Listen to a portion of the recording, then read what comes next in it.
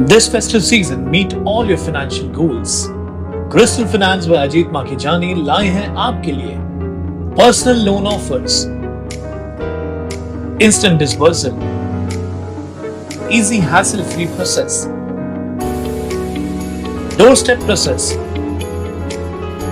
जिसके लिए आपको चाहिए सिर्फ आपके बिजनेस का turnover. Contact us today for personal loan offer. Town Darshan news, समाचार ही नहीं विचार भी। समाज सेवक राजेश टेकचंदानी द्वारा पैनल नंबर 6 की अपने वार्डवासियों व नागरिकों को स्टैंप ड्यूटी से जुड़ी स्कीम का फायदा मिले, इसके मद्देनजर रविवार दोपहर लासी हाल में सेमिनार का आयोजन किया था। यहां बॉन्ड राइटर अजीत गांधी ने लोगों को स्कीम के बारे में मार्गदर्शन किया। यहां नागरिकों ने स्कीम से जुड़ी शंकाओं के बारे में सवाल भी किए, जिनके जवाब अजीत गांधी ने दिए। राजेश टेकचंदानी द्वारा आयोजित सेमिनार का लाभ 300 के करीब लोगों ने लिया। एक सुनहरा मौका हमारे शहर को सौगात के रूप में महाराष्ट्र शासन द्वारा प्रदान किया गया है। आज शहर में पिछले 2 महीनों से स्टैंप ड्यूटी एमनेस्टी स्कीम चालू की गई है। यह व्यवस्था महाराष्ट्र सरकार द्वारा दी गई है, लेकिन ये देखने को मिला कि शहर में अज्ञानता है, लोगों को नॉलेज नहीं है। सरकार ने घोषणा कर दी, लेकिन सरकार ने उसका प्रचार नहीं किया, प्रसार नहीं किया, कोई जन जागरण नहीं किया, कोई ऐसी सहूलत नहीं रखी कि नागरिकों को कोई सही तरीके से गाइडेंस मिले कि कैसे करना है, कहाँ से शुरू करना है, करने से मेरा फायदा क्या होगा, मेरा घाटा क्या होगा। ज़्यादा एक्सपर्ट अजीत गांधी जी आपको बताएंगे, लेकिन जो चीज़ आई है सरकार की तरफ से योजना, एज ए वार्ड का रिप्रेजेंटेटिव होने के नाते ये मेरा फर्ज है कि मैं जन जागरण करूँ, प्रचार प्रसार करूँ, लोगों को जानकारी दूँ। तो उसकी व्यवस्था के मद्देनजर ही आज ये प्रोग्राम आयोजित किया गया है। इस बार जो योजना आई है वो गवर्नमेंट ने किसी अलग तरीके से इंट्रोड्यूस की है। आजकल आप एक नाम सुनते होंगे सब लोग, रीडेवलपमेंट। रीडेवलपमेंट जो समस्या है वो सिर्फ हमारे शहर में नहीं है, तो महाराष्ट्र स्टेट के बहुत सारे राज्यों के बहुत सारे तालुकास में है, जिसे मद्देनजर रखते हुए सरकार ने एक अनोखे किस्म का फैसला लिया कि 40 साल की योजना इन्होंने निकाली है। जो भी डॉक्यूमेंट्स 1/1/1980 से टिल 31/12/2020 के बीच में एग्जीक्यूट हुए थे, उन सब के लिए ये योजना है। वो सब लोग डॉक्यूमेंट से इस योजना में लाभ ले सकते हैं। इसके अलावा आप लोगों ने बचपन से एक शब्द सुना होगा, स्टैंप ड्यूटी। स्टैंप ड्यूटी एक ऐसा अक्षर है जो हम कभी अपने बड़े बूढ़ों से सुनते थे, आज हम भी सुनते आ रहे हैं। स्टैंप ड्यूटी एक्चुअली है क्या? स्टैंप ड्यूटी एक स्टेट गवर्नमेंट की टैक्स है, राज्य सरकार का एक कर है जो राज्य सरकार ने लागू किया हुआ है, और ये किस प्रकार आप लोग को भरना है या किस किस्म के डॉक्यूमेंट पे लागू होता है। जब 2 व्यक्ति आपस में किसी भी प्रॉपर्टी की लेन देन या व्यवहार करते हैं तो उनको एक डॉक्यूमेंट में एंटर होना पड़ता है। एक डॉक्यूमेंट में उनकी कंटेंट्स, उनकी शर्तें लिखनी पड़ती है कि आज हम ये प्रॉपर्टी ले रहे हैं या दे रहे हैं, या आपस में हम लोग का ये व्यवहार है, और वो एक लिखित रूप से एक डॉक्यूमेंट बनाया जाता है। महाराष्ट्र स्टैंप एक्ट 1958 के तहत स्टैंप ड्यूटी महाराष्ट्र स्टेट में लागू की गई थी। सेक्शन 34 महाराष्ट्र स्टैंप एक्ट में सेक्शन 34 में क्लियर कट लिखा हुआ है कि अगर कोई भी व्यक्ति अपनी प्रॉपर्टी बेचता है या कोई भी व्यक्ति अपनी प्रॉपर्टी लेता है और वो किसी भी प्रकार के व्यवहार करते हैं और उसे ऑन पेपर लेके आते हैं, तो वो जो डॉक्यूमेंट है, वो जो एग्रीमेंट है, वो जो करार है, उसको कानूनी रूप से वैलिड करने के लिए, कानूनी रूप का जामा पहनाने के लिए एक स्टैंप ड्यूटी आपको उसमें भरनी है। और ये स्टैंप ड्यूटी जो है हर स्टेट में अलग अलग प्रकार से गवर्नमेंट ने अपने पैटर्न से नियुक्त की है, अपने टर्म से नियुक्त की है। हमारे महाराष्ट्र स्टेट में स्टैंप ड्यूटी जो 5% है, 1% लोकल बॉडी टैक्स है, यानी इन ऑल स्टैंप ड्यूटी जो हम कोई भी डॉक्यूमेंट पर भरते हैं वो 6%। अब स्टैंप ड्यूटी जो 6% हमें भरनी है वो किस पे भरनी है? देखिए, आप जो भी डॉक्यूमेंट में एंटर होते हो उस डॉक्यूमेंट में आप अपने सौदे का विवरण देते हो।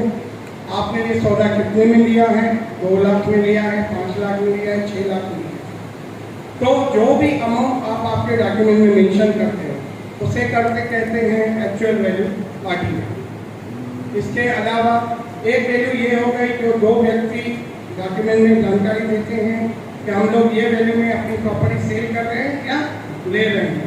उसी तरीके से गवर्नमेंट ऑफ महाराष्ट्र की अपना एक रेडी रेकनर रेट है। उस रेडी रेकनर रेट में हमारे उल्लासनगर को 8 भागों में बांटा गया है। Division A, B, C, D, E, F, G, H। आपकी प्रॉपर्टी कहाँ पे लोकेटेड है ये रेडी रेकनर वाइज आपको वो लोग रेट देंगे या हर बॉन्डरेटर के पास वो जो रेट है अवेलेबल रहते हैं। आपकी प्रॉपर्टी उल्लासनगर 1 में है कि 5 में है वो रेडी रेकनर में as per the CTS number उस प्रॉपर्टी का रेडी रेकनर रेट जो है कैलकुलेट किया जाता है। बहुत सी प्रॉपर्टियां हमारे उल्लासनगर में जिनको CTS नंबर यानी सिटी सर्वे नंबर नहीं है उसके लिए भी गवर्नमेंट ने प्राविधान रखा है। आपकी प्रॉपर्टी को अगर सिटी सर्वे नंबर नहीं है तो आपकी नेबरिंग प्रॉपर्टी का सिटी सर्वे नंबर को के हिसाब से वो आपकी स्टैम्प ड्यूटी कैलकुलेट करेंगे या तो जो हमारी लिस्ट है उस लिस्ट में जो मैक्सिमम रेट होगा उस हिसाब से आपकी प्रॉपर्टी की कैलकुलेशन देंगे।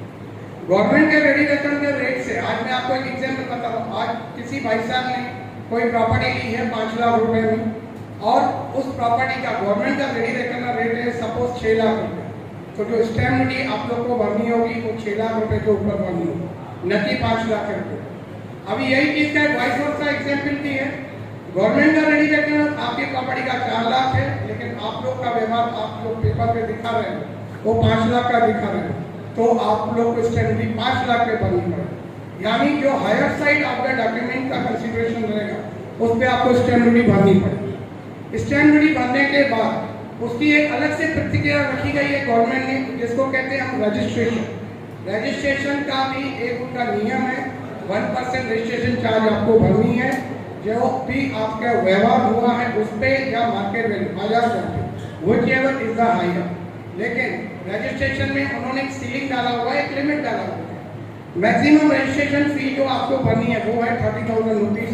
यानी आपका डॉक्यूमेंट अगर 30 लाख रुपए के अंदर आता है तो 1% से आपका डॉक्यूमेंट 25 लाख रुपए में है तो 25,000 पर आपका अगर डॉक्यूमेंट 30 लाख से ऊपर है सपोज आपके डॉक्यूमेंट की वैल्यू आपके हिसाब से 31 लाख है या बाजार में उसका 31 लाख है तो रजिस्ट्रेशन फी आपको मैक्सिमम 30,000 भरनी पड़ेगी।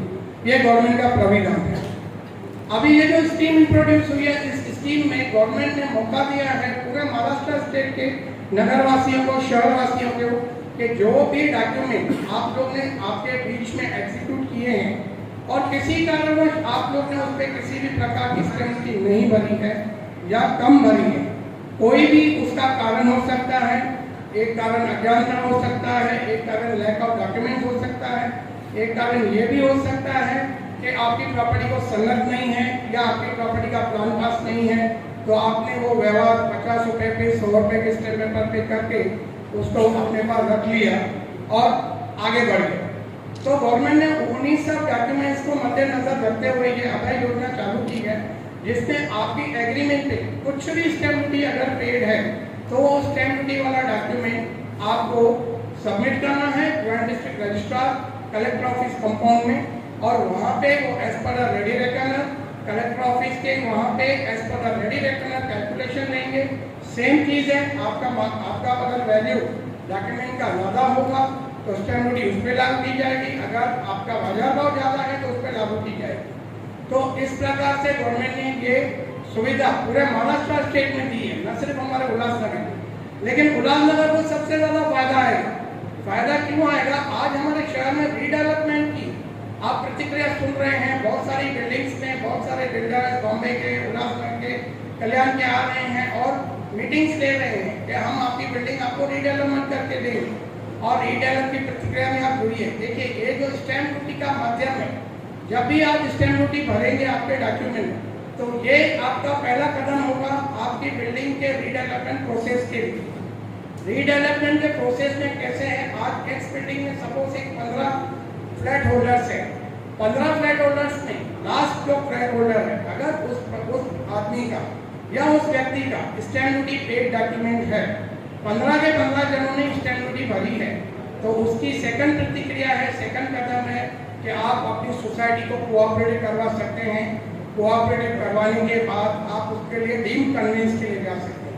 डीम कन्वेंस का मतलब होता है जो जमीन है जिस पे आपकी वो बिल्डिंग बनी हुई है या आपका जो स्ट्रक्चर बना हुआ है वो आप लोगों की होगी।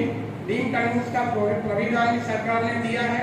आपको अगर किसी कारण डीम कन्वेंस में नहीं जाना है और उस बिल्डिंग का जो बिल्डर है या उस बिल्डिंग का जमीन मालिक जो है वो अगर आपको सहकार देता है तो यह भी एक प्राविधान है। आप अपना सब स्टैम्प ड्यूटी भरिए, लास्ट ओनर जो है सिर्फ उसको स्टैम्प ड्यूटी भरनी है, लिंक डॉक्यूमेंट में नहीं भरनी है, आपको उस पर ही स्टैम्प ड्यूटी भरनी है। तो कृपया करके जो भी यहाँ आप आज आए हैं, जो भी हमारे भाई बहन इस समारोह में आज शामिल हुए हैं, तो जो भी लास्ट परचेजर है आप उसके ऊपर ध्यान दीजिए, अपने डॉक्यूमेंट की स्टैम्प ड्यूटी भर दीजिए। अब इस स्टैम्प ड्यूटी में प्राविधान रखा है गवर्नमेंट ने बहुत ही सरल, बहुत ही अच्छी तरीके से रखा है। पहले तो उन्होंने एक अनोखा किस्म का जो है अभय योजना दिया, अनोखा नाम मैं इसके लिए ले रहा हूँ। आज तक भी आप लोग को मालूम होगा कि स्टैम्प ड्यूटी जो है उसके ऊपर 24% पर एनम एक पेनल्टी ली जाती है। अगर आपने अपना कोई डॉक्यूमेंट किया है उसके ऊपर स्टैम्प ड्यूटी नहीं भरी है तो हर साल में उसके ऊपर आपको 24% पेनल्टी है। यानी अगर आपकी स्टैम्प ड्यूटी अट्रैक्ट होती है 1 लाख रुपीज तो 24,000 उसके ऊपर दंड रहता है हर साल का, जो मैक्सिमम रहता है 400%। यानी अगर आपको 17 साल हो गए हैं तो 1 लाख रुपया तो केवल 1 लाख रुपया तो केवल आपकी स्टैम्प ड्यूटी है, पर उसका जो दंड है वो 4 लाख रुपया हो गया। तो गवर्नमेंट ने इस बार एकदम से अनोखी स्कीम दी है। आपके जो पहले चरण के डॉक्यूमेंट है, पहले चरण से मेरा मतलब है 1/1/1980 से 31/12/2000 तक के जो भी डॉक्यूमेंट्स हैं उस पे आपको निःशुल्क zero stamp duty, zero penalty है। अच्छा, ये zero stamp duty, zero penalty के हम क्यों दावा करते हैं, क्यों आपको बता रहे हैं, कैसे हमारे पास कैलकुलेशन उसका ऐसे निकाला गया है। आज हमारे पास हमारे ऑफिस में जो भी हमारे पास पुराने रिकॉर्ड्स हैं, क्योंकि गवर्नमेंट ने हमें कोई भी 2000 तक का कोई भी रेडी डॉक्यूमेंट नहीं दिया होगा, तो हम ऐसे कैसे बोल सकते हैं कि जो भी डॉक्यूमेंट विद इन 2000 ईयर है उसके ऊपर जीरो स्टैम्प ड्यूटी है या जीरो पेनल्टी। तो उसके लिए मेरे बेटे ने, श्री यश काकी ने, जो सेकंड ईयर लॉ स्टूडेंट है, अपने आर्थिक प्रयासों से हमारे पास जो रिकॉर्ड्स हैं वो रिकॉर्ड्स को हमने जांचा पड़ताला, तो हमें ये चीज का नॉलेज मिला कि 2000 के अंदर कोई भी प्रॉपर्टी, मैक्सिमम प्रॉपर्टीज की वैल्यू जो है वो 16.5 लाख के अंदर आ रही है। 16.5 लाख को अगर आप 6% करेंगे तो उस टाइम की आपको आएगा तकरीबन 99,000, यानी 1 लाख के अंदर। फिर भले वो आपका मकान हो, वो आपका दुकान हो, आपकी फैक्ट्री हो। तो हम लोग ने अपने प्रयास से निकाला कि कोई भी प्रॉपर्टी 16.5 लाख से ज्यादा क्रॉस नहीं कर रही है। एक आध प्रॉपर्टी मुश्किल से ऐसी है जो 16.5-17 लाख को क्रॉस कर रही थी, तो उसमें भी गवर्नमेंट ने क्या प्राविधान दिया कि पहले तो 1 लाख रुपए तक आपको कोई स्टैम्प ड्यूटी नहीं बनेगी, उसके ऊपर आपको पेनल्टी भी जीरो है। लेकिन वो डॉक्यूमेंट इश्यूड बी फ्रॉम 1/1/1980 से 31/12/2000 के बीच। ठीक है, अभी ऐसे है कि अगर आपके उस प्रकार के डॉक्यूमेंट स्टैम्प ड्यूटी 1 लाख से ज्यादा बढ़ रही है, किसी डॉक्यूमेंट में सपोज 1,10,000 का स्टैम्प ड्यूटी आ, तो गवर्नमेंट ने उसके लिए क्या प्राविधान रखा है कि आपको 50% स्टैम्प ड्यूटी में छूट, 50% ही बनी और पेनल्टी में सेम 100%। मैं दोहराता हूँ, अगर आपका कोई भी एग्रीमेंट 1/1/1980 से 31/12/2000 के बीच में है और आपके एग्रीमेंट में जो प्रॉपर्टी दिखाई गई है उसमें आपके ऊपर जो भी स्टैम्प ड्यूटी की कैलकुलेशन आती है, अगर वो विद इन 1 लाख रुपीज है, मैं एग्रीमेंट का मूल्य का बात नहीं कर रहा हूँ, मैं स्टैम्प ड्यूटी की मूल्य की बात कर रहा हूँ, तो 1 लाख रुपीज तक आपको जीरो स्टैम्प ड्यूटी है, जीरो पेनल्टी है। किसी कारणवश वो स्टैम्प ड्यूटी 1 लाख से अगर ज्यादा जाती है तो आपकी स्टैम्प ड्यूटी सिर्फ 50% है और पेनल्टी जीरो है। लेकिन आज मैं ये स्कीम से 2 से 3 महीने से जुड़ा हुआ हूँ, मेरे नजर में तो कोई ऐसा डॉक्यूमेंट नहीं आया है जो इन 20 सालों के बीच में एग्जीक्यूट हुआ है और उसमें किसी भी प्रकार की स्टैम्प ड्यूटी आई। चलिए आगे बढ़ते। अभी ऐसे है, ये जो स्कीम थी गवर्नमेंट ने 2 चरणों में रखी थी। पहला चरण है कि आपकी जो पहले 20 साल के डॉक्यूमेंट है 1/1/1980 से लेकर 31/12/2000 तक, उसमें जीरो स्टैम्प ड्यूटी है, जीरो पेनल्टी है। और जो उसके बाद के चरण के डॉक्यूमेंट है, यानी जो डॉक्यूमेंट 1/2001 से 31/12/2020 के बीच में उन्होंने स्टैम्प ड्यूटी में 25 आप उसमें स्टैम्प ड्यूटी आती 1 लाख रुपया, 25% माफ है, 75,000 ही आपको भरने हैं। और जो पेनल्टी है जैसे मैंने आपको पहले भी बताया कि 1 लाख के ऊपर हो सकता है पेनल्टी आपकी 24,000 हो, 50,000 हो, 75,000 हो, मैक्सिमम 4 लाख के बीच में हो सकती है। उस पे स्ट्रेट अवे 90% डिस्काउंट दिया है, यानी सिर्फ आपको 10% ही पेनल्टी भरनी है।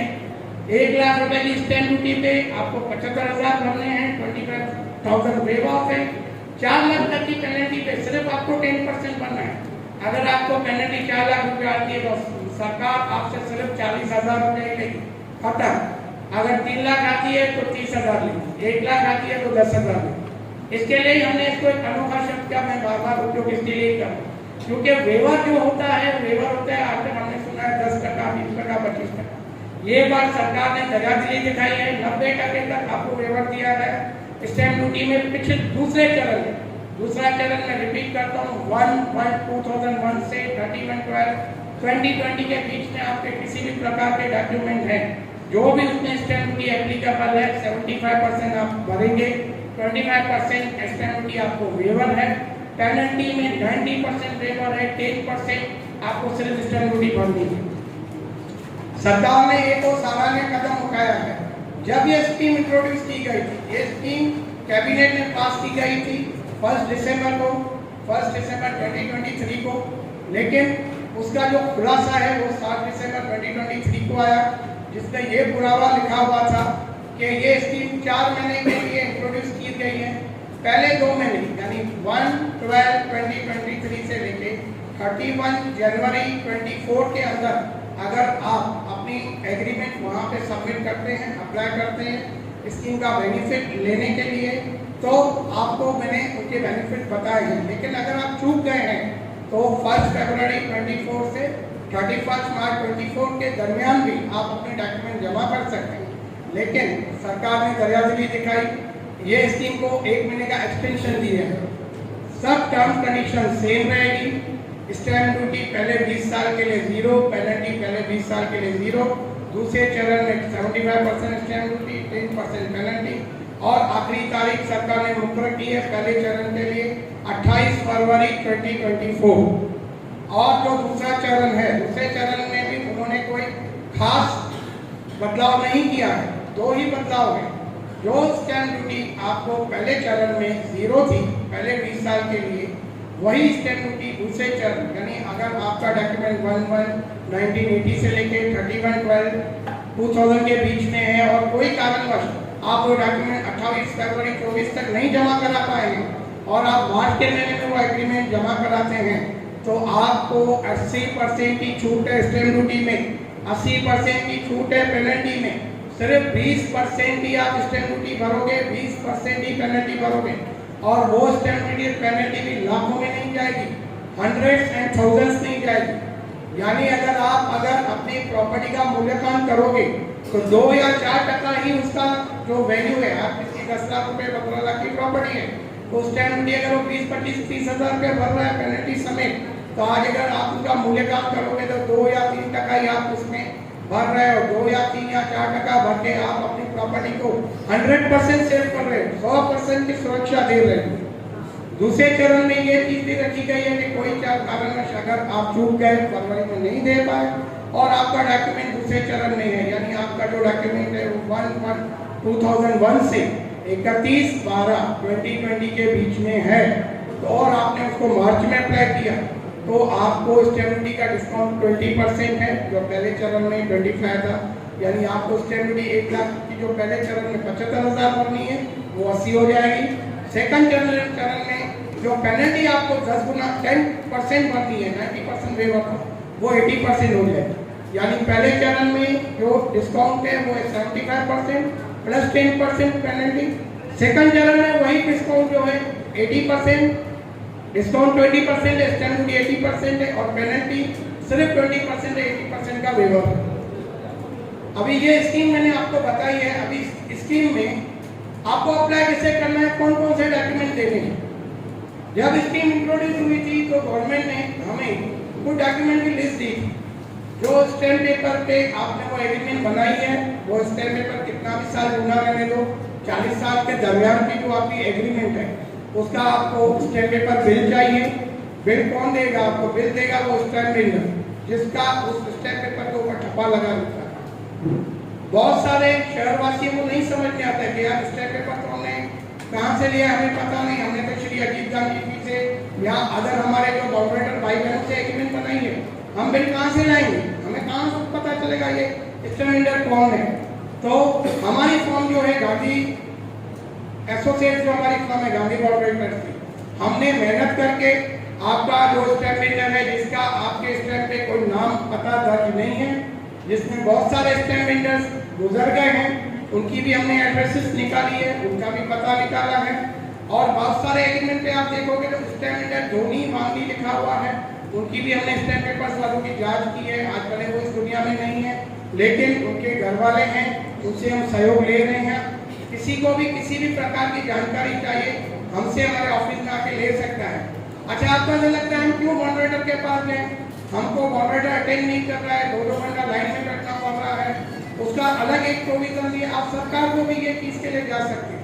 2 जगह पे आप अपने स्टैम्प वेंडर्स जिसपे आपके एग्रीमेंट टाइप है, 2 जगह पे आप उनकी जानकारी ले सकते हैं। या तो आपके मॉडरेटर के पास, किसी भी मॉडरेटर के पास आप जाएंगे, जो जानकारी होगी वो आपको देंगे। नहीं तो 5 नंबर में सब रजिस्ट्रेशन ऑफिस जहाँ पे रजिस्ट्री होती है, वहाँ पे आप जाएंगे, वहाँ के सब रजिस्ट्रार को मिलेंगे, वो आपको बोलेंगे हमको एक अर्जी लिख के दो। अर्जी आपको वहाँ के बाहर का कोई भी टाइप वाला बना के देगा, आपको वो अर्जी अपने एग्रीमेंट के साथ जेरॉक्स करके वहाँ पे देनी है, वो आपको एक्नॉलेज करके देंगे और उस अर्जी का आपको जवाब देंगे। अगर वहाँ का सब रजिस्ट्रार भी आपको कोऑपरेट नहीं करता है, बाजू में ही एसटीओ ऑफिस है, दैट इज सब ट्रेजरी ऑफिसर, वहाँ से भी आपको ये चीज की मालूमात हो सकती है कि ये जो एग्रीमेंट है कौन से स्टैम्प पेपर जो इसमें वापरा गया है किस मॉडरेटर का है, तो आप खुद भी अपनी मालूमात ले सकते हैं। डॉक्यूमेंट के लिए गवर्नमेंट ने पहले 3 से 4 चीजें कंपलसरी की थी। फर्स्ट नंबर मैंने आपको बताया, जो स्टैम्प पेपर आपने उसमें वापरा है उसका बिल चाहिए, या verification of stamp paper, verification certificate चाहिए, सेल सर्टिफिकेट, जो मैंने राजेश टेकचंदानी जी को दिया हुआ है। मेरे स्पीच के पूरे होने के बाद मैं आपको डॉक्यूमेंट का विवरण भी बताऊंगा। 2 से 3 जो डॉक्यूमेंट उसमें रिक्वायर्ड है, जिसकी लिस्ट राजेश जी को हमने दी हुई है। तो एक तो स्टैम्प पेपर बिल चाहिए या वेरिफिकेशन सर्टिफिकेट चाहिए। एक बात ये है, नेक्स्ट चीज है कि आपने उसमें जो भी अमाउंट दर्शाया है उस अमाउंट का आप बैंक स्टेटमेंट लेके आइए या पासबुक वेरिफिकेशन लेके आइए। अगर दोनों चीज आपसे संभव नहीं है, क्योंकि बैंक्स बहुत सारी मर्ज हो गई हैं, 20-20, 30-30 साल का रिकॉर्ड्स अवेलेबल नहीं है, पासबुक बहुत सारे शहरवासियों ने हार दिया है कि अभी चलो 20 साल हो गया, 30 साल हो गया, हमको क्या जरूरत है पासबुक संबंधी, हार दिया है। तो ऑल्टरनेटली आप अपना ITR भी सबमिट कर सकते हैं। ITR में अगर वो आपकी प्रॉपर्टी उस जो भी वर्ष में आपने वो प्रॉपर्टी ली है, अगर ITR में भी वो रिफ्लेक्ट करती है, दर्शाई गई है, तो भी आपको आपके प्रॉपर्टी को लाभ मिलेगा। अभी जैसे कि फर्स्ट चरण में ये सारी दिक्कतें आ रही थी, बहुत सारे शहरवासी जिन्होंने हमसे संपर्क किया कि अजीत भाई हम स्टैम्प पेपर का बिल का तो चलो प्रोविजन हो रहा है, कहीं ना कहीं से मिल रहा है, सरकार की भी मदद हो रही है, लेकिन हमने अपनी प्रॉपर्टी ITR में नहीं दिखाई है। या किसी बहुत सारे केसेस में ऐसा था, हमारे एंसेस्टर से वो प्रॉपर्टी ली थी, जैसे मेरे पिताजी ने प्रॉपर्टी ली थी, आज वो इस दुनिया में नहीं है, उन्होंने कौन सा चेक दिया, कौन से बैंक से दिया, या व्हाइट अमाउंट दिखाया, कभी कैश भी अलाउड था। 1 जून 2015 से पहले कैश भी अलाउड था, तो बहुत सारी प्रॉपर्टीज कैश में भी दिखाई गई है। तो यार हमारे पास ITR भी नहीं है, हमारे पास बैंक स्टेटमेंट भी नहीं है, हमारे पास पासबुक वेरिफिकेशन भी नहीं। उस केस में क्या, तो उस केस में हमारे जो सामान्य अथॉरिटीज हैं, जो हमारे ऑफिसर DDR में बैठते हैं, उनसे हमने चर्चा की विशेष रूप से कि इसमें सर आप हमें कोई ऑल्टरनेट दीजिए। जैसे जो स्कीम आपने निकाली है, उस स्कीम का भरपूर लाभ लिया गया, सिर्फ एक ही प्रकार के आदमी जो हैं, यानी रीडर वाले जो हैं, उनको सिर्फ इस चीज का फायदा नहीं मिलना चाहिए, पूरे शहरवासियों को, पूरे स्टेट को मिलना चाहिए। तो उन्होंने हमें एक अच्छा उसका ऑल्टरनेट सॉल्यूशन दिया है। सॉल्यूशन ये है सर, वापस मैं रिपीट करता हूँ, फर्स्ट पहले बात पे एग्रीमेंट, जिस एग्रीमेंट पे आपकी एग्रीमेंट जो है टाइप हुई है, उसका स्टैम्प पेपर का बिल चाहिए। बिल का मैंने विवरण आपको बताया, आप मॉडरेटर की मदद ले सकते हो। स्टेटमेंट आपके पास नहीं है, आपके ITR में प्रॉपर्टी नहीं दर्शाई गई है किसी कारणवश, या पासबुक है गुम हो गया है, ऑल्टरनेटली आप और क्या दे सकते हैं, आप दे सकते हो आपकी घर पट्टी, आपका उल्लासनगर महानगर पालिका का बिल, आपने प्रॉपर्टी अगर 96 में ली है, आपके पास आपके नाम की महानगर पालिका की या कोई कॉर्पोरेशन का कोई भी काउंसिल का भी बिल है, आपके नाम से है, आपने प्रॉपर्टी ली है 96 में, आपके पास बिल है 97 का या 98 का, बशर्ते कि वो आपके नाम से होना चाहिए, यानी it should be in the name of the purchaser, जिस नेम से वो एग्रीमेंट बनी गई है, तो भी वो जो बिल है वो एक्सेप्ट कर रहे हैं, मान्य है, और आपको स्टैम्प ड्यूटी 96 की नहीं लगे, फिर 97 की लगे। आपके पास घर पट्टी आपके नाम से नहीं है, होल्डर लिखा हुआ है, कोई विषय नहीं है। आप लाइट का बिल भी देख सकते हो, लाइट बिल भी आपने किसी कारणवश नहीं करा है। LIC पॉलिसी आप देख सकते हैं। देखिए, LIC पॉलिसी एक ऐसा डॉक्यूमेंट है जो मैं समझता हूँ और हमारे शहरवासी टाइम टू टाइम कराते रहते हैं। तो आपके LIC पॉलिसी में आपने कोई पॉलिसी ली है 98 में, आपकी एग्रीमेंट है 96 की है, लेकिन LIC पॉलिसी आपने 98 में ली है और 98 में वही पोस्टल एड्रेस दिखाई गई है। सपोज किसका फ्लैट नंबर है 101 महान अपार्टमेंट, उसने वो फ्लैट उल्लासनगर महान अपार्टमेंट में 101 में 96 में लिया है। उसके बाद न घर पट्टी उसके नाम से है, न लाइट बिल उसके नाम से है, न बैंक स्टेटमेंट है, न पासबुक है, न ITR है, लेकिन उसने उस अपने घर के एड्रेस से कोई LIC पॉलिसी ली हुई है, भले 98 में ली है, 99 में ली है, 2000 में ली है, तो भी वो जो कागजात हैं LIC के वो मान्य हैं। भले ही LIC पॉलिसी आपकी एक्सपायर हो चुकी हो, फिर भी उसको मान्यता दी जाएगी। 5 सबूत आप कोई भी दे सकते हो। आपका old telephone bill, landline bill, भले आपका लैंडलाइन कट चुका है या आपने कटवा दिया है, किसी कारणवश आपने बिल संभाल के रखे हैं, तो आप उसको एज एविडेंस, ऐसे प्रूफ दे सकते हो। पासपोर्ट भी आप दे सकते हो। पहले है आपका लैंडलाइन बिल, उसके बाद है पासपोर्ट। भले आपका पासपोर्ट एक्सपायर हो चुका है, मैच्योर्ड हो चुका है, आपकी उसमें एड्रेस है, आपने 96 में एग्रीमेंट नहीं है, 96 में ही आपने पासपोर्ट भी निकाला है। आज भले पासपोर्ट आपने रिन्यू कर दिया है, न्यू दिया है, लेकिन उसको भी एविडेंस माना जाएगा। LIC policy, old telephone bill, passport, बहुत सारे हमारे घर की लेडीज, हमारे भाई बहन पोस्ट ऑफिस में भी अकाउंट खुलवाते हैं, सेविंग अकाउंट, कि चलो यार हम रोज का रोज या महीने का उसमें किसी सेविंग करेंगे। पासबुक का, पोस्ट ऑफिस का जो आपका पासबुक है, उसमें भी जो अगर आपकी वही पोस्टल एड्रेस दर्शाई गई है तो वो भी मान्य है। गैस सिलेंडर स्लिप, जब भी हम नया घर लेते हैं या शिफ्ट होते हैं तो गैस सिलेंडर की जो हमारी बुक रहती है, हम अपना उसमें एड्रेस चेंज करवाते हैं, तो गैस सिलेंडर स्लिप में भी हमारी को एड्रेस दर्शाई जाती है। गैस सिलेंडर स्लिप भी आपकी वैलिड है। 5-7 प्रूफ में से कोई भी अगर आप एक प्रूफ देते हो, दैट इज म्युनिसिपैलिटी का bill, light bill, gas cylinder slip, old telephone bill, passport, LIC policy, 7 types के डॉक्यूमेंट्स में अगर आप कोई भी देते हो, भले आपके पास बैंक स्टेटमेंट नहीं है, भले ही आपके पास पासबुक नहीं है बैंक का, भले ही आपकी प्रॉपर्टी ITR में नहीं दिखाई गई है, इन 7 में से अगर आप कोई भी एक प्रूफ उस साल का देते हो जो आपकी परचेज डेट है, उस साल का या उसके नजदीकी साल का देते हो, तो वो प्रूफ मान्य आ जाएगा और आपको स्टैम्प ड्यूटी उस प्रकार से भरी जाएगी। इसके आगे का एक और विषय, देखिए अभी ये जो चीजें आपने सब सुनी, इसमें म्युनिसिपल टैक्स और लाइट बिल जो है वो आपको दुकान के इसमें तो मिल जाएगा, लेकिन LIC पॉलिसी वगैरह नहीं मिलेगी।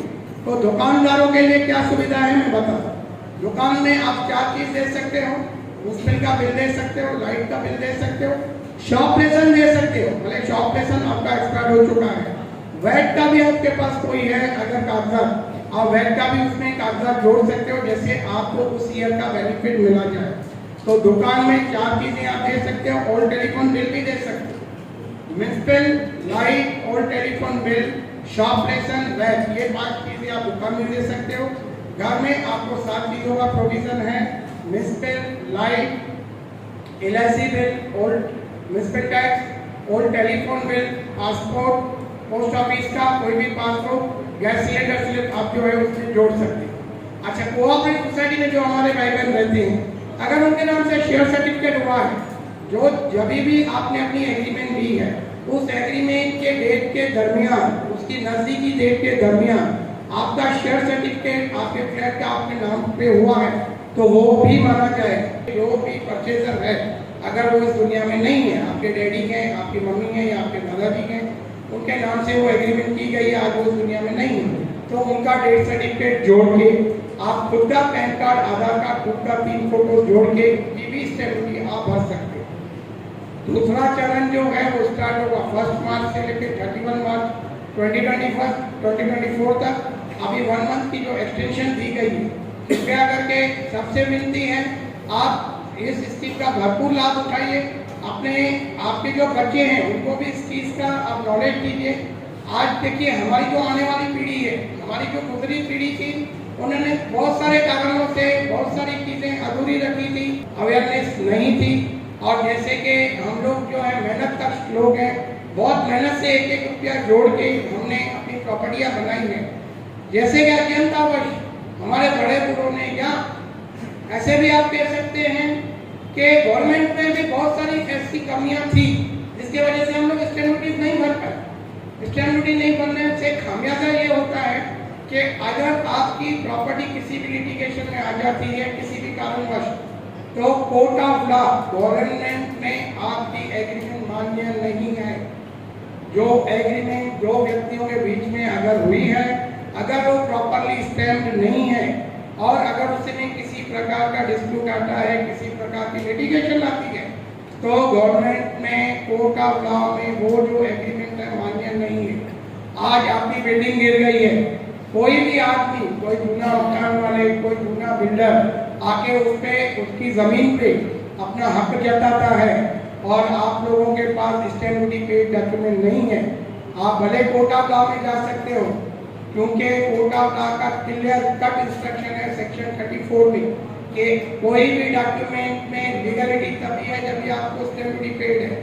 आपकी बिल्डिंग गिर गई है, कोई भी जूना मकान वाले, जूना जमीन वाले, किसी भी प्रकार का कोई बिल्डर आकर वहाँ पे हक अपना जताता है, तो अगर आप कोर्ट जाते भी हो तो आपको कोर्ट में उस स्थिति में कोई भी फायदा नहीं मिलेगा। आप कोर्ट जा सकते हो, कोर्ट के दरवाजे आपके लिए खुले रहेंगे, लेकिन स्टैम्प ड्यूटी न भरने के कारण आपको उसमें से कोई ज़्यादा लाभ नहीं मिलेगा। इसके लिए भाइयों और बहनों, ये मौका जो गवर्नमेंट ने हमें दिया है, कृपया करके इस मौके का फायदा उठाइए और अपने बच्चों को, आपके परिवार वालों को भी, भले आपके परिवार में आपकी बहन है, भाई है, बेटा है, बेटी है, बीवी है, जो भी पेपर अगर आप फाइल के करते हो, किधर भी रखते हो, कम से कम उनको जानकारी दीजिए। हमारे पास अभी जो हमने पहले 2 महीने में जो भी काम किया है, बहुत सारे हमारे जो ग्राहक हैं, जो हमारे कस्टमर से लेके आते हैं कागज कि हमारे डैडी ने प्रॉपर्टी ली है सर, हमारे पास जेरॉक्स से ओरिजिनल एग्रीमेंट नहीं मिल रही, हमने ओरिजिनल एग्रीमेंट करवाई है लेकिन नहीं मिल रही है, पिताजी ने कहाँ रखी है हमें पता नहीं। तो चाहते हुए भी इस प्रकार की एग्रीमेंट्स के जो फ्लैट होल्डर्स हैं, जो भी हमारे क्लाइंट्स हैं या जो भी मकान मालिक हैं जिनके पास ओरिजिनल एग्रीमेंट हो गई है या अवेलेबल नहीं है, तो चाहते हुए भी वो इस स्कीम का फायदा नहीं उठा सकते हैं। कृपया करके अपने परिवार वालों को भी आप ये जो भी आपकी प्रॉपर्टी के पेपर्स है उनके साथ भी साझा कीजिए, उनको भी कॉन्फिडेंस में लीजिए।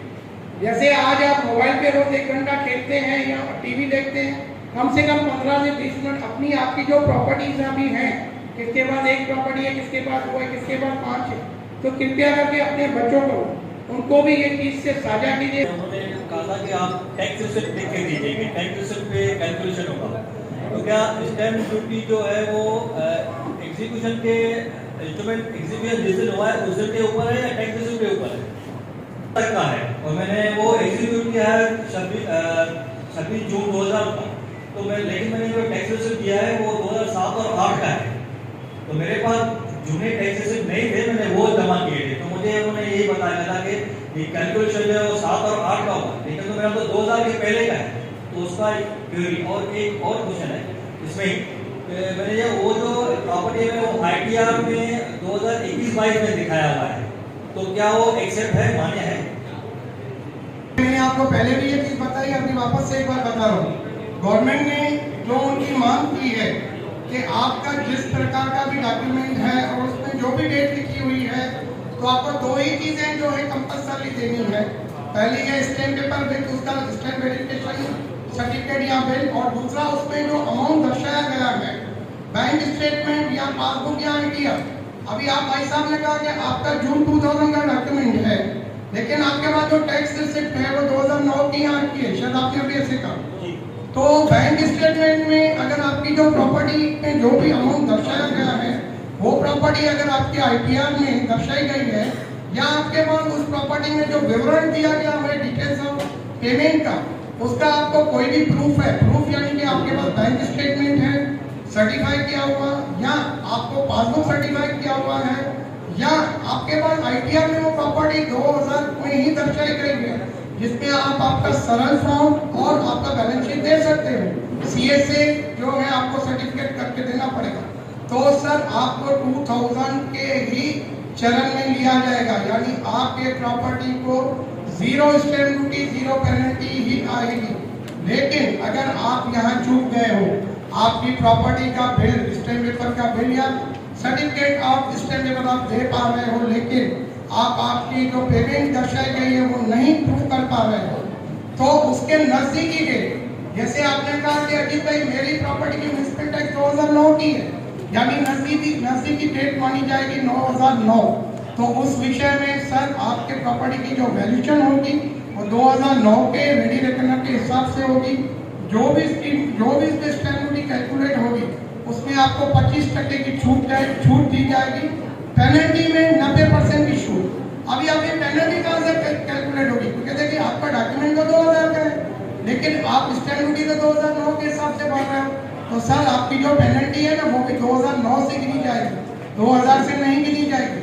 यानी आपकी जो पेनल्टी है वो सिर्फ 15 साल के लिए गिनी जाएगी, वाइजा वर्षा वो पेनल्टी 24 साल के लिए नहीं गिनी जाएगी। तो इसमें ऐसा है, गवर्नमेंट ने आपको वहाँ पे भी एक छूट, एक लाभ दी है।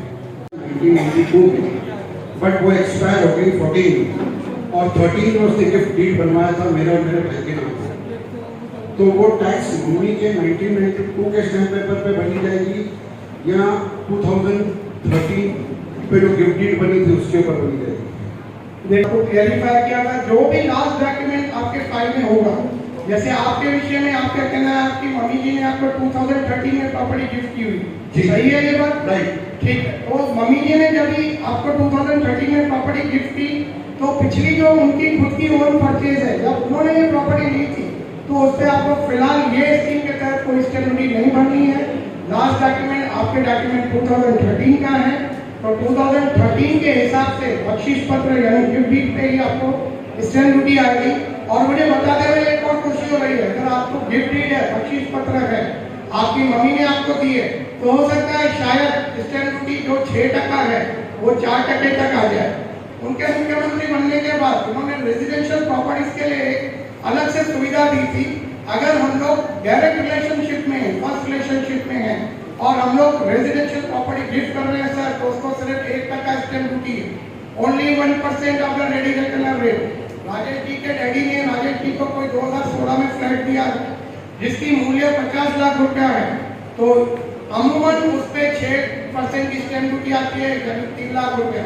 लेकिन जैसे कि वो बख्शीश पत्र है, गिफ्ट डीड है और फादर टू सन है, सिर्फ 1% स्टैम्प ड्यूटी है 50,000, और उस पे भी आपको 25% छूट मिलेगी और उसके ऊपर पेनल्टी भी 50,000 के हिसाब से कैलकुलेट करके 90% छूट आपको उस पे भी मिलेगी। धन्यवाद। दूसरा हम लोग ने बात किया स्टैम्प ड्यूटी, अभी सब लोग stamp duty, but what about registration?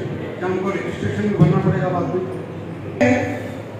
जितनी भी एमनेस्टी स्कीम्स आज तक गवर्नमेंट ने इंट्रोड्यूस की है, जो पहले एमनेस्टी स्कीम आई थी 1995 के आसपास आई थी, उसमें गवर्नमेंट ने ये भी प्रोविजन दिया था कि आप स्टैम्प ड्यूटी भरिए और स्टैम्प ड्यूटी भरने के बाद वो डॉक्यूमेंट आपके तालुका के सब रजिस्ट्रार के पास जाके रजिस्टर करवाइए। इसमें सुविधा ये दी गई थी कि आपको सेलर को लेके जाने की कोई जरूरत नहीं है, आप वन साइड वो डॉक्यूमेंट जो है रजिस्टर करवा सकते हैं। बाद में किसी कारणवश बहुत सारी ऐसी उसमें एम्बिग्यूटीज निकली कि हाईकोर्ट, माननीय हाईकोर्ट उच्च न्यायालय जो हमारे हैं, उनको इसके ऊपर एक स्टे देना पड़ा कि अगर आप स्कीम में स्टैम्प ड्यूटी भरते हो या स्कीम के बगैर में भरते हो और आपको अगर वो डॉक्यूमेंट जाके रजिस्टर करना है आपके तालुका के सब रजिस्ट्रार के पास, तो कंपल्सरली आपको सेलर चाहिए। बहुत सारे एग्रीमेंट्स पे, आई मीन टू से बहुत सारे दस्तावेज में ऐसे है कि सेलर से गुजर चुका है, तो उस तरीके में, उस कंडीशन में जो सेलर के लीगल हाइट्स हैं वो भी आपको वही प्रॉपर्टी डीड ऑफ कंफर्मेशन, मान्यता पत्र, मान्यता डीड उसको कहते हैं, लिख के दे सकते हैं। उसमें आपको उनको कोई अलग से कोई भी पैसे देने की जरूरत नहीं है। जो पैसे आपके एग्रीमेंट में लिखे हुए हैं वही मान लिया जाएगा। सिर्फ वो अपने बड़ों के गुजर जाने की वजह से या अनअवेलेबिलिटी के कारण से आके आपके साथ डीड ऑफ कंफर्मेशन कर सकते हैं। एक बार आपने स्कीम में स्टैंप ड्यूटी भर दी और सेलर आपके साथ कोऑपरेटिव है तो स्टैंप ड्यूटी में स्कीम का फायदा उठाने के बाद सेलर से संपर्क करके आप डीड ऑफ कंफर्मेशन मान्यता पत्र उसको बोलते हैं जाके सब रजिस्ट्रार के पास करवा सकते हैं। सेलर अवेलेबल नहीं है, सेलर के घर वाले हैं, अगर आपको वो योगदान देते हैं तो भी आप करवा सकते हैं और इसमें सेलर को या उनके घर वालों को किसी भी प्रकार की कोई भी हानि नहीं होगी, ना इनकम टैक्स डिपार्टमेंट से होगी ना किसी और से होगी। क्योंकि जो कंफर्मेशन डीड होती है वो क्या रहता है, उसमें हम लोग डीड उसमें जो कंटेंट कंफर्म किए जाते हैं। मेरा एक सवाल है, हमारी बिल्डिंग शांति प्रकाश बिल्डिंग 15 साल हो गए हैं टूटी है और उसका टैक्स अभी तक चालू है। अगर हम अपना पेपर अपने नाम करवा रहे हैं तो पहले बोल रहे हैं हाउस टैक्स भरिए, जब हम लोग वहाँ रहते ही नहीं है तो टैक्स कैसे भरें? गवर्नमेंट है उसमें आपके स्टैम्प पेपर का बिल और जो उसमें अमाउंट दर्शा गया है उसकी बैंक वेरिफिकेशन या ITR या पासबुक की जेरॉक्स, अगर वो चीज आपके पास नहीं है, मैं रिपीट करता हूँ, स्टैम्प पेपर का बिल बहुत ही इजीली अवेलेबल हो जाता है मैडम, लेकिन जो आपका उसमें कंसिडरेशन दर्शाया गया है उसका आपके पास बैंक स्टेटमेंट होना चाहिए या पासबुक वेरिफिकेशन होना चाहिए या ITR होनी चाहिए। अगर ये संबंधित कागजात आपके पास नहीं है तो ही आपको काउंसिल की टैक्स आपको देनी है। अच्छा, काउंसिल की टैक्स बैंक कभी देनी है, कौन सी देनी है? आपने आपकी शादी बिल्डिंग में 1995 में फ्लैट किया था, तभी तो ये बिल्डिंग खड़ी थी, तभी तो इट वाज फुली कंस्ट्रक्टेड, आप उसमें रह रहे थे, तो वो आपको उस साल की टैक्स देनी है ना कि अभी की टैक्स देनी है? नहीं, अभी भी सर टैक्स आती है। सॉरी, अभी भी बिल्डिंग टूटी है, कोई मेंबर वहाँ रहते नहीं है हम लोग, हाँ, लेकिन टैक्स हर साल आती है जी। तो अभी आपका विषय स्टैम्प ड्यूटी के सवाल, आपका स्टैम्प ड्यूटी का विषय है कि टैक्स का विषय है? नहीं, वो स्टैम्प ड्यूटी का ही है जी, लेकिन वो टैक्स भरनी पड़ेगी है। देखिए जहाँ तक मुझे नॉलेज है, जो भी बिल्डिंग डिमोलिश हुई है, यहाँ पे भी आज हमारे उल्लासनगर में बिल्डिंग गिर गई है, डिमोलिश हुई है, तो डिमोलिश होने के बाद या गिरने के बाद आपको एक प्रतिक्रिया फॉलो करनी है। आपके जो सेक्रेटरी साहब रहेंगे, आप सब जो भी फ्लैट होल्डर्स रहेंगे, आपको सब एक पत्र देना है कॉर्पोरेशन को कि देखिए ये हमारी बिल्डिंग की आज हालत है, आज हमारी बिल्डिंग गिर चुकी है या डेंजर जोन में आने के वजह से वो बिल्डिंग कॉर्पोरेशन ने डिमोलिश की हुई। जो चीज अस्तित्व में नहीं है उसकी टैक्स कैसे भर सकते हैं? आज वो बिल्डिंग अस्तित्व में नहीं है, तो इसके लिए मैडम आपको आपके सेक्रेटरी को यानी आर्मी से बिल्डिंग के सेक्रेटरी को बिल्डिंग के जो जागरूक मेंबर्स हैं उनका सहयोग लीजिए, कॉर्पोरेशन में लेटर डालिए। आप जहाँ से भी हैं यानी जो भी आपके वार्ड के कॉर्पोरेटर हैं, मैं उनसे भी ये विनती करूंगा कि वो भी आपको सहयोग दें और लेटर डालिए कि हमारी जो बिल्डिंग है इतने साल से गिर चुकी है, इतने साल से हम टैक्स भर रहे हैं, कृपया करके हमारी टैक्स माफ की जाए। क्वेश्चन ये है कि जिस बिल्डिंग में मैं रहती हूँ वो बिल्डिंग में ना डॉक्यूमेंट्स नहीं है, लाइक लैंड के OC वगैरह हमारे पास कुछ भी नहीं है, तो उसके साथ साथ अगर मैं स्टैम्प ड्यूटी का ये प्रोसीजर फॉलो करती हूँ क्या ये वैलिड रहेगा? इस विषय में मैं आपको एक बात कहना चाहूँगा, जैसे आप बोल रहे हैं कि आपकी बिल्डिंग जो लैंड पे बनी हुई है उसके डॉक्यूमेंट्स भी आप लोग के पास नहीं है, ठीक है। स्कीम में ये सुविधा भी दी गई हुई है कि अगर आपकी बिल्डिंग जिस जमीन पे बनी हुई है उसकी डेवलपमेंट एग्रीमेंट जो है, अगर वो आपके पास कॉपी है, आप उस पर भी स्टैम्प ड्यूटी भर के आपकी लैंड जो है वो भी उसका भी आप फायदा उठा सकते हो। लेकिन आप लैंड धारक नहीं हो, आप हो सिर्फ एक फ्लैट धारक, तो आपके जो राइट्स है इस विषय में सीमित है और राइट्स है आपके फ्लैट में। स्कीम में कहीं पे भी ये नहीं लिखा हुआ है कि जो बिल्डिंग है उसके लैंड के डॉक्यूमेंट भी चाहिए या उसकी CD भी चाहिए या उसका सैंक्शन प्लान भी चाहिए। स्कीम में केवल आपको दो ही चीजें देनी है मैडम, आपकी एग्रीमेंट देनी है, स्टैम्प वेरिफिकेशन का बिल देना है, आपकी डिटेल ऑफ पेमेंट का प्रूफ देना है। डिटेल ऑफ पेमेंट का प्रूफ नहीं है तो आप उसके, मैंने जैसे आपने 7 चीजें बताई, जो राजेश भाई को भी मैंने डॉक्यूमेंट एक दिया है वो आपको देंगे, आप कुछ भी देंगे। लैंड की CD है नहीं है, सैंक्शन प्लान है नहीं है, इसके विषय में आपको किसी भी तरीके की बंदिश नहीं है। आपको डॉक्यूमेंट्स देने हैं, एग्रीमेंट्स की जो कॉपीज हैं उसमें द सेलर जिसने हमें सेल किया है उसको लेकर आना है, राइट। लेकिन अगर मेरे पास लिंक्ड कॉपीज है, like I am the third party to purchase that property, तो मुझे फर्स्ट वाले को लाना है या जो लास्ट था जिससे मैंने खरीदा? नहीं, नहीं सिस्टर, आपको सिर्फ आप खुद परचेजर हो और आपने जिनसे लिया हुआ है, आपको सिर्फ वही एग्रीमेंट प्रोड्यूस करनी है। पिछली उसको कहते हैं लिंक डॉक्यूमेंट। लिंक डॉक्यूमेंट में आपको प्रोड्यूस करने की कोई जरूरत नहीं है, जिसमें आप खुद, मैं रिपीट करता हूँ, जो लास्ट बेनिफिशियरी है, लास्ट परचेजर है, उसको ही अपना डॉक्यूमेंट यहाँ पे सबमिट करना है। गवर्नमेंट ने ऑप्शन ओपन रखा है, आप आपकी स्टैंप ड्यूटी के अलावा आपको लगता है कि प्रीवियस जो परचेजर था जिससे आपने लिया था, उन्होंने जब ये प्रॉपर्टी ली थी, उसकी भी स्टैंप ड्यूटी भरो, आप बिलाशक वो भी भर सकते हैं। लेकिन गवर्नमेंट ने ऐसी कोई बंदिश नहीं रखी हुई है। लास्ट परचेजर आप है, आप आपकी स्टैंप ड्यूटी के लिए आपका डॉक्यूमेंट देंगे, गवर्नमेंट उसका कैलकुलेशन करके आपको प्रॉपर स्टैंप ड्यूटी भर देगी। गवर्नमेंट वैल्यू 6 लाख है, तो आपको स्टैंप ड्यूटी 6 लाख में भरनी पड़ेगी। अगर हमने जब प्रॉपर्टी ली थी तभी वैल्यू कम थी, तो उस हिसाब से गवर्नमेंट स्टैंप ड्यूटी लेगी कि आज का रेट लगाएगी। यानी जो मार्केट वैल्यू डिसाइड की हुई है, हर एक साल की गवर्नमेंट ने रेगुलेटर डिसाइड की हुई है। आपने आपकी प्रॉपर्टी आज ऐसे समझ के चलते 2006 में ली, आपने उसमें आपका जो अमाउंट है, परचेज अमाउंट 3 लाख दर्शाया गया है। जो 3 लाख सिस्टर आपने दर्शाया गया है, वो आप और आपके सेलर के एक दूसरे की रजामंदी से दर्शाया गया है। लेकिन देखिए जो रेगुलेटर रेट है, वो सिर्फ आपके प्रॉपर्टी को ध्यान में रख के नहीं बनाया गया, वो पूरा एक शीट को ध्यान में रख के बनाया जाता है।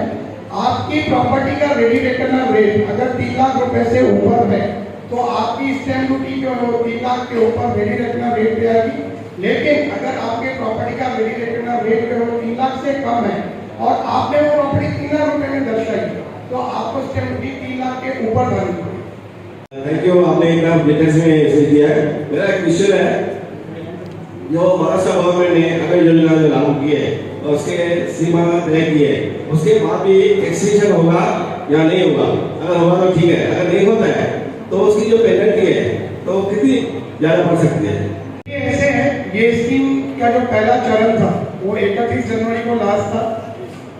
कैबिनेट ने एक अच्छा निर्णय 31 जनवरी को ही लिया और पहले चरण को 1 महीने के लिए और एक्सटेंड किया, क्योंकि आज हमारे जो शहर के इंटेलेक्चुअल लोग हैं, जिसमें हम कॉन्वर्टर लोग भी हैं, कॉर्पोरेटर्स भी हैं और भी इंटेलेक्चुअल्स हैं, जिन्होंने टाइम टू टाइम गवर्नमेंट से संपर्क साधा, उनके कानों में ये बात पहुंचाई कि सर जैसे कि स्कीम लॉन्च हुई थी 1 दिसंबर को, लेकिन हमारे पब्लिक को, हमारे शहरवासियों को समझने में या आपके एम्बिग्यूटीज के कारण, यानी गवर्नमेंट के एम्बिग्यूटीज के कारण स्कीम 22 तारीख से फुल फ्लेज में आई। और ये तकलीफ यहाँ पे नहीं थी, ये तकलीफ महाराष्ट्र स्टेट के अलग अलग तालुकात में भी थी। तो कृपया करके अगर हो सके तो स्कीम को कुछ एक्सटेंशन दिया जाए। स्कीम को एक्सटेंशन दिया जाने का मतलब है पहले चरण को एक्सटेंशन दिया जाए, क्योंकि मैंने बताया है पहले चरण में पहले 20 साल में 0 स्टैंप ड्यूटी 0 पेनल्टी। तो गवर्नमेंट ने हमारी बात सुनी, हम दिल से गवर्नमेंट का इसके लिए धन्यवाद करते हैं। मेरी जैसी एग्रीमेंट है वो 2000 के बाद है, और अभी अगर मुझे ऑनलाइन चेक करना हो सिटी सर्वे नंबर, ताकि उसके बेस पे मुझे पता चले कि स्टैंप ड्यूटी है, तो क्या हम वो चेक कर सकते हैं? और दूसरा, अगर प्रॉपर्टी कार्ड हमें मिलता है और जो प्रॉपर्टी कार्ड हमें मिलेगा स्टैंप ड्यूटी क्लियर करने के बाद, वो कितना महत्वपूर्ण है? अगर प्रॉपर्टी दूसरी अगर से जो हम लोग उसके लिए स्टैंप ड्यूटी कर रहे हैं, तो वो कितना महत्वपूर्ण है प्रॉपर्टी का दिखाने के लिए? विषय जो है मैं थोड़ा कम समझ पा रहा हूँ। देखिए ऐसे है, प्रॉपर्टी का जो विषय है वो टोटली एक डिफरेंट प्रतिक्रिया है, और प्रॉपर्टी कार्ड कहाँ पे दिया जाता है या आपको लेना है, मैं ये चीज़ आज तक के लिए बताता हूँ, क्योंकि अभी प्रॉपर्टी कार्ड के विषय में और भी बहुत सारे चेंजेस आ रहे हैं। देखिए प्रॉपर्टी कार्ड जो विषय है वो है बैलेट प्रॉपर्टी से रिलेटेड या शॉप प्रॉपर्टी से रिलेटेड इंडिविजुअल है, जहाँ पे आपको सनद दी गई है। जो भी प्रॉपर्टीज को सनद दी जाती है तो गवर्नमेंट ने कायदा निकाला है, उसके ऊपर आपको प्रॉपर्टी कार्ड लेना है। तो प्रॉपर्टी कार्ड की प्रतिक्रिया जो है वो 5 नंबर में सिटी सर्वे ऑफिस है, उस प्रतिक्रिया के लिए आप वहाँ पे भी जाके समझ सकते हैं या हमारे ऑफिस में जाके संपर्क कर सकते हैं। आपका दूसरा जो प्रश्न था कृपया होगा। सर अगर एग्रीमेंट में स्टैम्प मिसिंग है ऑन राइटर, तो उसका सॉल्यूशन क्या होगा? जी, आपका कहना है कि आपकी जो एग्रीमेंट है उसमें जो गवर्नमेंट का नेम है वो चेक मिट किया गया, पैसे के लिए चेक नहीं हुआ, ऐसा कहना चाहते हैं? हाँ जी। तो सर उसमें देखिए आपको मैंने पहले भी बताया है कि उस विषय में हमारे सब रजिस्टर ऑफिसर जो है 5 नंबर में उनको आप संपर्क कीजिए, उनके पास ओरिजिनल एग्रीमेंट लेके जाइए और वहां पे आप एक जैसे ही ऑफिस में आप अंदर जाएंगे राइट हैंड साइड में एक बोर्ड भी है, उस बोर्ड पे जो भी हमारा प्रधानमंत्री कॉर्पोरेटर है सबका नाम लिखा हुआ है। आप कह रहे हैं कि हमारा जो स्टैम्प पेपर है उसके कॉर्पोरेटर का नाम नहीं दिख रहा है, तो ऑफिसर अपनी एक्सपर्टाइज से आपको मदद करेंगे कि ये किस कॉर्पोरेटर का स्टैम्प हो सकता है। क्योंकि जब भी कोई भी कॉर्पोरेटर कोई भी स्टैम्प पेपर इशू करता है वो अपना अपने साइन देता है, तो जो साइन है वो स्टैम्प पेपर की जो साइन है वो सबका रिकॉग्नाइज कर सकता है, या सबका टाइम टू टाइम बदलते रहते हैं, शायद उसको भी ये जानकारी कम हो। बाजू में सब ट्रेजरी ऑफिसर है, एसपीओ ऑफिस, आप वहां के भी ऑफिसर की मदद ले सकते हैं। आपको लगता है वो आपको वर्बली एंटरटेन नहीं कर रहे, कृपया करके वहां पे बाहर को टाइपिस्ट लगे उसका एक एप्लीकेशन बनाइए, उनसे उसका वेरिफिकेशन, आपके स्टेट पेपर का वेरिफिकेशन की मांगनी कीजिए, एप्लीकेशन और एग्रीमेंट का जेरॉक्स और अपना आधार कार्ड, आपका फोन नंबर, आपकी मेल आईडी करके एक एप्लीकेशन एसपी ऑफिस में दीजिए, एक एप्लीकेशन सब रजिस्ट्रार को दीजिए। वो जो भी रिप्लाई देंगे उस रिप्लाई के आधार पे हमारी फॉर्म आपको सहयोग करेगी, आपको इससे ड्यूटी बढ़ाएगी। देखिए, ये जो महाराष्ट्र शासन की तरफ से स्टैम्प ड्यूटी की अभय योजना पिछले 2 महीनों से आई हुई है, अभी 1 महीने की एक्सटेंशन भी मिली है। हमारे वार्ड में नागरिकों की क्यूरी थी और कुछ इंक्वायरीज थी, हम अपने स्तर पे अजीत भाई से संपर्क करके लोगों की क्यूरीज कम कर रहे थे और उनका निवारण कर रहे थे, लेकिन कहीं ना कहीं मुझे लगा वो कम पड़ रहा है, तो आज हमने ये सेमिनार का आयोजन किया। इस सेमिनार में एक ओपन मंच था, 300 लोगों ने पार्टिसिपेट किया और उसमें हमने क्वेश्चन आंसर भी, अजीत भाई ने पूरा उसमें डिटेल से सविस्तार इस योजना के बारे में समझाया और उसके बाद लोगों को जो क्यूरीज और क्वेश्चंस थे वो क्वेश्चन आंसर का दौर भी चला, लोगों ने सामने सामने क्वेश्चंस किए और हमारे एक्सपर्ट मेरे मित्र श्री अजीत गांधी जी ने वो सारे सवालों के जवाब, निवारण और उनको सब जानकारियां दी।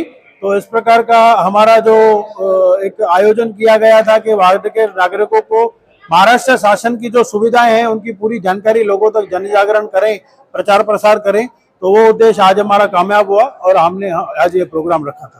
तो आपके प्रभाग में भी ऐसे ही कुछ लोग होंगे, उनसे क्या कहें? बिल्कुल वही बात है कि लोग अवेयर नहीं हैं और कुछ लोग अवेयर हैं तो उनको जानकारी का अभाव है। सरकार ने ये सुविधा तो दे दी लेकिन सुविधा की जानकारी का प्रचार और प्रसार नहीं किया, लोगों को जानकारी नहीं है, कुछ लोगों को तो मतलब मल्टीपल क्यूरीज थी।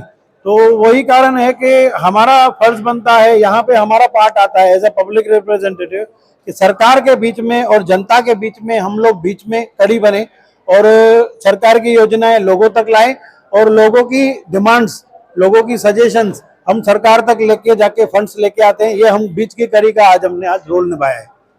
गांधी सर, आपने कहा कि लिंक डॉक्यूमेंट्स में खाली जो लास्ट एग्रीमेंट है उसका स्टैम्प ड्यूटी भरना है, लेकिन बाद में जब लिंक कन्वेंस के लिए जाएंगे तो वो सब जो लिंक पूरा है उसका स्टैम्प ड्यूटी मांग रहे हैं, ऐसा है? जय झूलेलाल, जय श्री राम। बहुत अच्छा प्रश्न हमारे पत्रकार भाई ने पूछा है। देखिए, ये स्कीम जो लाई गई है, मैंने पहले भी बताया, वापस से आपको रिपीट कर रहा हूँ, ये जो स्कीम लाई गई है रीडेवलपमेंट, जो भी बिल्डिंग्स रीडेवलपमेंट में जा रही हैं या जाएगी उनके लिए ही, उनको ही नजर में रख के लाई गई है। तो उसमें यह प्राविधान दिया गया है कि अगर आपकी जो आखिरी की एग्रीमेंट है, अगर उसकी स्टैम्प ड्यूटी भरी हुई है, आपके बिल्डिंग में 15 फ्लैट है, 15 ही फ्लैट धारकों की जो आखिरी एग्रीमेंट है जिसमें आखिरी परचेजर की स्टैम्प ड्यूटी भरी हुई है, तो इसको एक पहला कदम माना जाएगा। उसके बाद आप कोऑपरेटिव सोसाइटी की तरफ भरेंगे और डीम कन्वेंस की तरफ भरेंगे। जहां तक मेरी जानकारी बताती है कि लिंक डॉक्यूमेंट जो है उसके ऊपर आपको स्टैम्प ड्यूटी भरने की डीम कन्वेंस के टाइम पे जरूरत नहीं आएगी। अच्छा, अगर आप लोगों में ऐसी दुविधा है कि अजीत भाई लिंक डॉक्यूमेंट का क्या, उस पर स्टैम्प ड्यूटी का क्या, तो देखिए सरकार ने तो अपने तरफ से बहुत ही दरियादिली दिखाई है, आप उसके ऊपर भी स्टैम्प ड्यूटी भर सकते हैं क्योंकि आखिरी बेनिफिशियरी, आखिरी फ्लैट धारक आप है, तो आप वो डॉक्यूमेंट के ऊपर भी स्टैम्प ड्यूटी भर सकते हैं। सरकार ने ऐसी कोई कंपल्शन नहीं रखी है कि लिंक डॉक्यूमेंट की स्टैम्प ड्यूटी भरनी ही है। आप अपना, अगर ये शंका जो आपको है, आपको ये क्यूरी है अजीत है, मेरे से पहले 2 और एग्रीमेंट्स हुई है, आप उसके ऊपर आप भी स्टैम्प ड्यूटी भर सकते हैं उनके भी आप पे। तो उसके लिए स्टैम्प ड्यूटी का ये डॉक्यूमेंट्स वैल्यूएबल होंगे?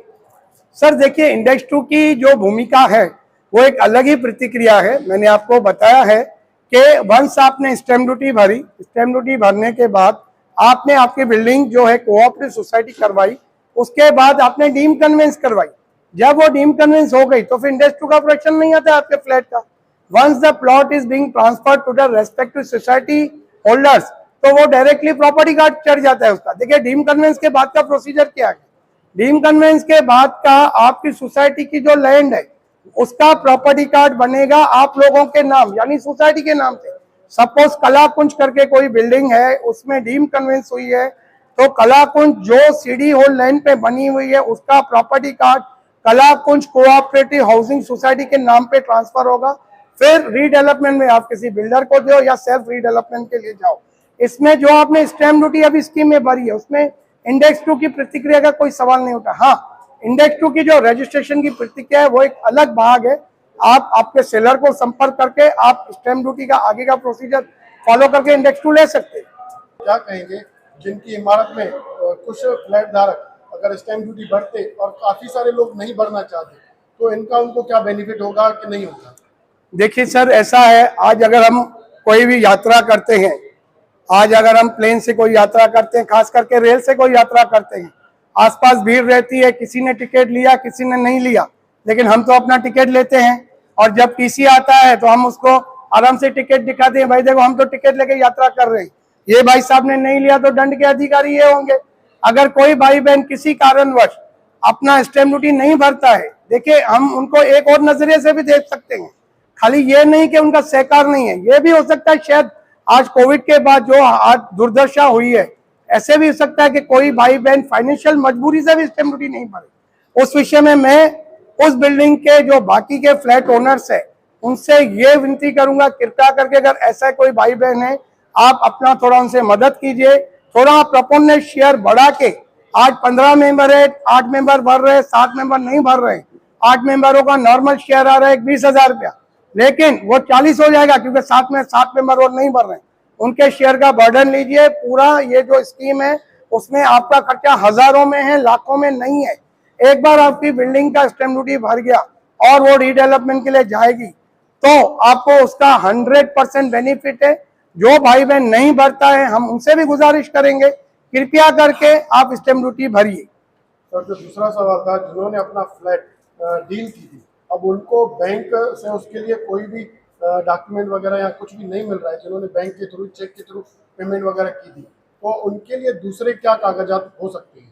सर देखिए, बैंक स्टेटमेंट या पासबुक अगर आप बैंक से सर्टिफाई करवा के नहीं दे सकते हैं और वो प्रॉपर्टी आपके आईटीआर में, आपकी प्रॉपर्टी है 1996 की, आपकी बैंक स्टेटमेंट अवेलेबल नहीं है, आपका पासबुक अवेलेबल नहीं है, लेकिन 1996 में आपने वो चीज आईटीआर में दर्शाई है, आपको सरल फॉर्म है, आईटीआर का बैलेंस शीट है, आप अपने एडवोकेट से यानी सीए से सर्टिफाई करा के देंगे, वो मान्य है। अभी आपके पास आईटीआर भी नहीं है, या आपके पापा ने ली थी, आज वो नहीं है, आईटीआर में नहीं दिख रही।